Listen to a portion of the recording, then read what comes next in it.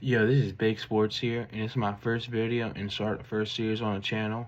I'm going to go over what I think every NFL team should do during the offseason, starting with the Baltimore Ravens. So what should they do to upgrade? They should first address the pass rush. The Ravens pass rush is very good, but could be great. They did have two guys who had 10-plus sacks. My boy, Penn State legend Odafe Oweh, had 10 sacks on his 49 pressures, which ranked 29th in football. And Kyle Van Noy had 13.5 sacks with 52 total pass rush pressures to go with it. And his pressure was ranked 24th in football. So Ravens pass rush, like I said, good, could be better. So how do they upgrade the pass rush? I think one of two ways. The first way is a little bit more realistic, and that's drafting Mike Green out of Marshall.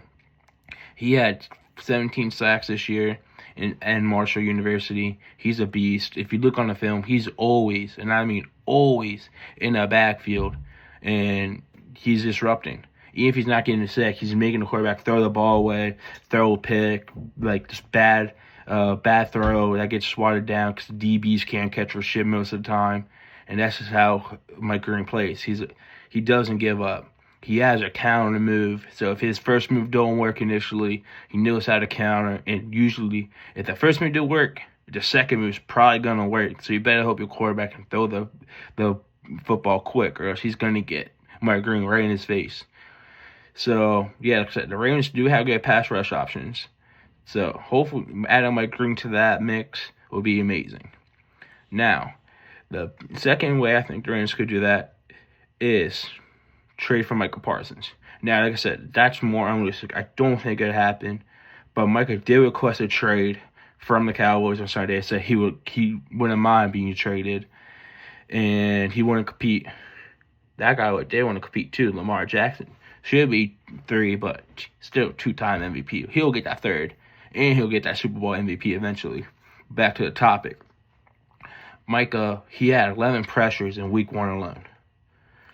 That's a fourth of what Oweh had, and Oweh played a full season.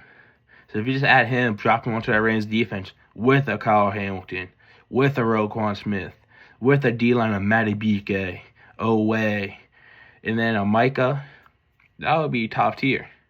But again, I don't think that's a realistic thing. I do think the more realistic option will be drafting Mike Green.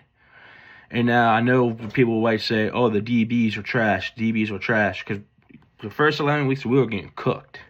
And at that point, I do think Jamar Chase do own some real estate in Baltimore secondary because he always fries us.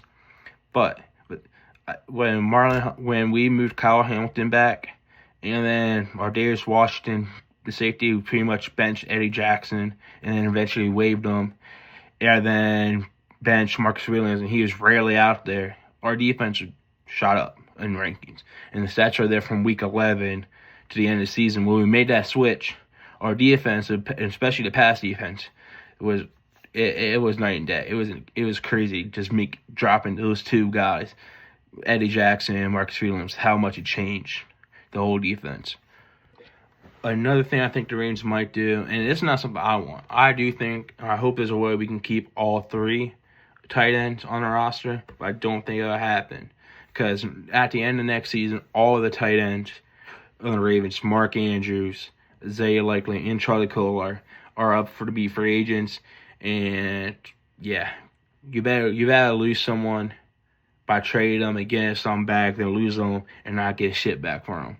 So I do think the Ravens are going to make a difficult decision, and do have a difficult decision over the offseason, if they're going to try to pay Mark Andrews again or trade him, which I think if anyone's going to get traded, it would be him, and if it's going to go all in and make Isaiah Likely tight end one. Now, I know a lot of people are shitting on Andrews after he dropped that football during the Bills, against the Bills in the divisional round. And like I said, I will say, Mark Andrews picked the worst day ever to have his worst game ever. Mark Andrews is still a top 5 tight end, probably top 3 tight end in football still. He led tight ends to touchdowns this year again, and he was top 10 receptions for tight ends. And that might sound bad. Oh, he's only top 10. He's not top 3, but he got into a car accident over offseason, off the ACL injury, and I think that really slowed down his production to start the year. I do think he was more hurt from the car accident than was led on to the public, but that's cool. He bounced back. He's good now. He's healthy. I do think he'll bounce back from the play where he dropped the football. It's just a matter of time till he does. With that being said, I do think the Ravens do have a good potential to run that shit back next year and be right back in the mix of it. Because I do think the biggest thing is the pass rush. Going back to that, I said people going back to the pass rush. The pass rush looks good but not great. Look at the Eagles. They had Mahomes lost all day on Sunday. That's probably the most loss we've seen Mahomes since the COVID Bowl in 2020 when they lost to the Bucs in the Super Bowl. So, upgrade the pass rush. Run it back. The offense should be top tier. Again, you'll have a healthy Zay Flowers next year.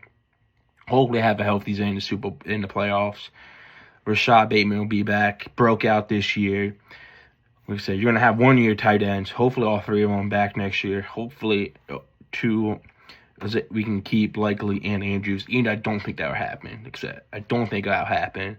And I do think Mark Andrews might be traded, as much as I don't want to see that happen.